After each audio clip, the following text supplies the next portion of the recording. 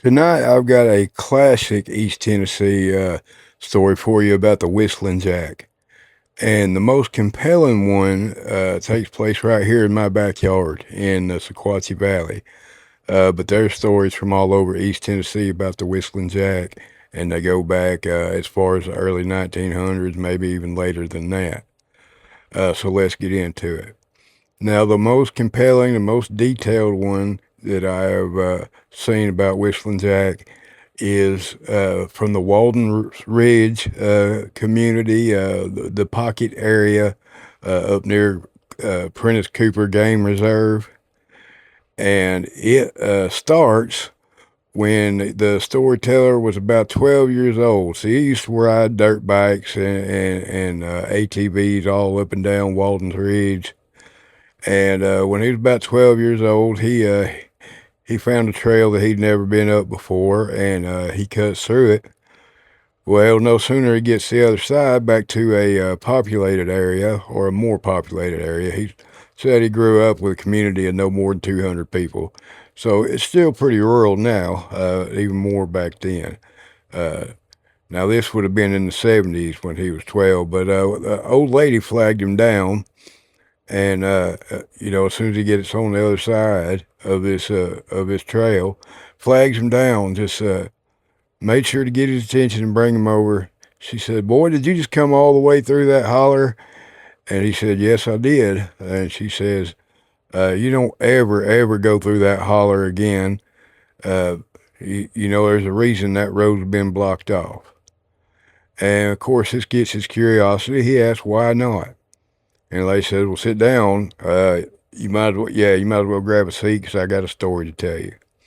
Now, she goes on to tell him that back in the early 1900s, and back then in Tennessee, it was long before TVA had come through, people were still, riding around on horses, and everybody was still, Tennessee ain't much different in this regard. Everybody's still carrying firearms around, but it was definitely the rule of the day. Well, there were a couple of farms on adjacent sides of this holler. All right, and the older boys from these farms, a couple of times a month, would get together and cut loose a little bit on Saturday nights. They would have a little moonshine, a little homemade wine, and just cut loose a little bit, a couple of times a month on Saturdays.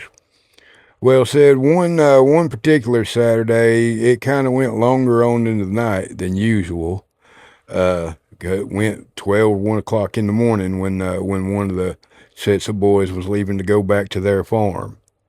Well, they all took off on horseback down, to the other side of the holler. When they was crossing the creek, they said there was a bird call that come from out of nowhere and spooked the horses. Matter of fact, spooked all the horses, and they take off running, and as a matter of fact, one of the horses throwed the younger brother. The youngest brother got thrown off of his horse down by the creek, and the other ones had all, had took off up the other side of the holler. Well, anyway, the boy said the older boys heard 6 gunshots. And it was the youngest brother, the one that got thrown for his horse. Of course, they all rode back down there to see what the commotion was. And when they got down there, they saying his horse was no longer alive. Well, they of course asked what had happened, and it took him a while. They said it took a while before he'd tell the story, but what happened was he'd heard that whistling call again, and he looked and he seen these 2 glowing red eyes. Now, the way he described it, it was only 2 or 3 feet tall, but it was because it was hunched down on bipedal, but real squatted down. Said it moved unnaturally fast, and before he known it, it was on his horse, and there was nothing he could do about it. The horse was just a goner. And he said he knew he hit it. He said the brothers knew that he hit it too. He never missed from that close. And that and the fact that his lantern had not gone out when the horse throwed him was probably all that saved his life. Well, anyway, after that close call, they all rode back up to their farm, and went up telling their pa about it, their dad about it, and of course they organized a search party long about dawn. So just a few hours later, they went back to look for this thing and to retrieve the youngest boy's gear, his saddle and his rifle pouch and all that. Well, there was when they got there, everything was gone. And I'm talking about not only the saddle and the rifle pouch, all his gear was gone. The horse was gone. And as a matter of fact, even most of the trace evidence was gone, if y'all know what I mean. Most of that was gone. Looked like something had swept over it with a pine branch.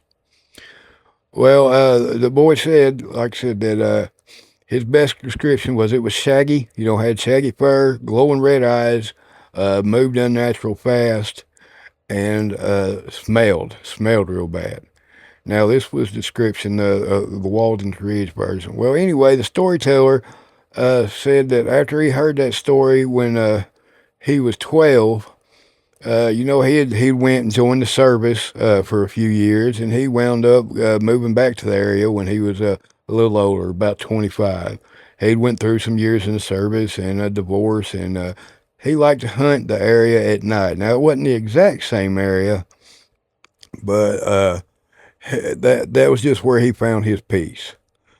Well, it turns out that one night when he was hunting, he heard a bobwhite whistle. And it didn't struck him as odd for a couple of seconds, and then he realized bobwhite's a quail, and they're not nocturnal.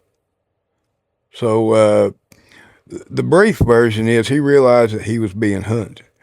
He made his way up to the top of the ridge, and he heard a couple of them. It's like they were stalking him, and that they were trying to corner him. Well, he had his 12 gauge with him, his old Winchester 12 gauge, and found himself in the middle of a field, and he happened to have a flashlight. He taped that flashlight to the barrel of it, and basically he was smart enough to keep that flashlight pointed to where they couldn't sneak up on him, and that's basically what saved his life. He made it till sunrise, and he hightailed it back home. Now, he also said that he moved back to the area. In his older years, he moved back to the area, and he's got a dog that will start barking and raising commotion something at night. And he swore he's seen them eyes again out in the woods. He said he's never laid eyes on it himself, but he's definitely heard it. He's definitely been in its presence since then. All right. Well, there's also other stories from other parts of the state. Now, like in near the Smokies, that part of East Tennessee, I heard another version where it's whistles, and it also will laugh, and it's said to be about 2 or 3 feet tall, and it's said to have like horns, like a ram's or a goat's head. Now, I did consider, it might have been considered shorter, because in the other version they said that this thing was all hunched over, like moved squatted down, like it was real tall, but it moved all hunched over. Well, even in the Knoxville area, outside, around Knoxville, they got a story about the Whistling Jack, and it's not even so much a creature as it is a spirit. And they say that one, if it comes, especially on your birthday, there's a particular neighborhood there around Knoxville that it's on your birthday. If you hear whistling, you better not answer it. But I think this is where a lot of these stories that have gained popularity, don't whistle at night in Appalachia, the ones that have gained a lot of traction. I think there's where a lot of these originate from. So let me know in the comments what y'all think. But that is the story of the Whistling Jack from East Tennessee, or at least that's 3 versions of it. They're really rich in our culture here. But let me know what y'all think in the comments. And also, if you've got your own spooky story, my email is pinned in my bio here. I would love to hear it. You can also direct message me. But this has been Jay's Haunted Appalachia. Thank you guys for tuning in, and keep Appalachia haunted, y'all.